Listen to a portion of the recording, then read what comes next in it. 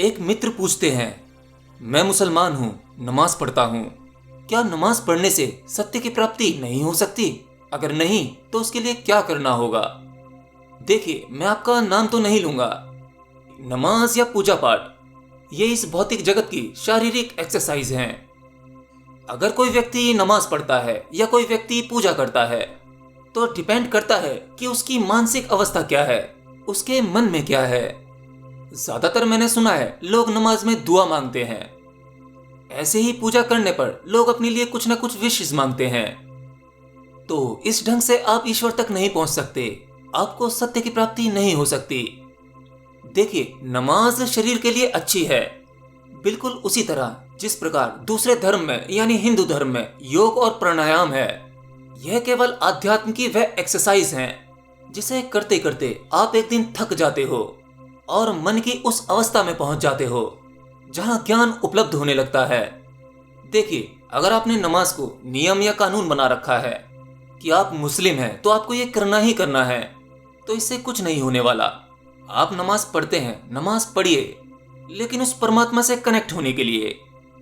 नमाज में आपके पूरे शरीर की एक्सरसाइज हो जाती है और जब आप सजदा करते हैं तो अपने आप में डूबने की कोशिश कीजिए, अपने शून्य में जाइए। आंख बंद करके जब आप सजदा करते हैं तो वह विधि होती है अपने भीतर प्रवेश पाने की, कुछ अपना ढूंढने की। और सच्चा ईश्वर वही होता है जो स्वयं में मिलता है, जो आपके भीतर से जन्मता है। जिस ईश्वर को आप मानते हैं वह दूसरों का बताया हुआ है, आपका नहीं है। देखिए, कुरान जैसी किताब जब इस धरती पर उतरी तब वह किसी एक के जहन में उतरी, मोहम्मद साहब के जहन में उतरी।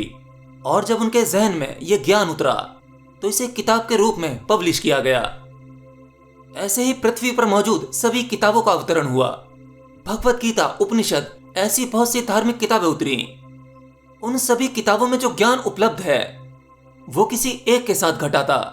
अब मैं आपसे पूछता हूं, कुरान में मौजूद वो ज्ञान आपका अपना है या मोहम्मद साहब का? चलिए, आप उस पूरी किताब को पढ़ लेते हैं और पूरी समझ लेते हैं, तब क्या उस किताब के अकॉर्डिंग आपका व्यवहार, आपका नेचर हो पाता है? नहीं ना। तो इसीलिए किताबों में केवल शब्द हैं, ये आपको राह दिखा सकते हैं, परंतु ज्ञान तो आपके भीतर ही जन्म लेगा। और जब वह जन्म लेगा तो शब्द अलग हो सकते हैं, जरूरी नहीं कि वह उन्हीं शब्दों में उतरे, क्योंकि आपका स्वभाव और मोहम्मद साहब का स्वभाव या ऐसे सभी महान पुरुषों का स्वभाव सबका अलग अलग होता है। स्वभाव अलग, भाषा अलग, परंतु वो ज्ञान एक ही होगा। आप कुरान शरीफ के 30 पारे याद कर सकते हैं, मुंह जवानी रट सकते हैं, इसके बाद आपको हाफिज की उपाधि भी मिल जाती है, आप हाफिज बन जाते हैं। परंतु यह कहना जल्दबाजी होगी कि आप ज्ञानी भी बन गए। ज्ञान और नॉलेज दोनों अलग अलग चीजें हैं। देखिए, मैं इतना इसलिए कह पा रहा हूं कि यह सब कुछ मैंने अनुभव किया है। देखिए, मेरे मित्र हैं जिनमें से एक हाफिज हैं और दूसरे मस्जिद के इमाम।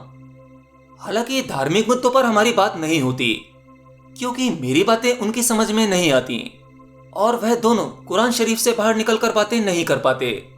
वो हर बात का जवाब दे सकते हैं, लेकिन वह किताबी जवाब होता है। और मैं तो वह बोलता हूं जो मेरे अंदर से आता है, जो मुझे लगता है, जो मैंने स्वयं अनुभव किया है।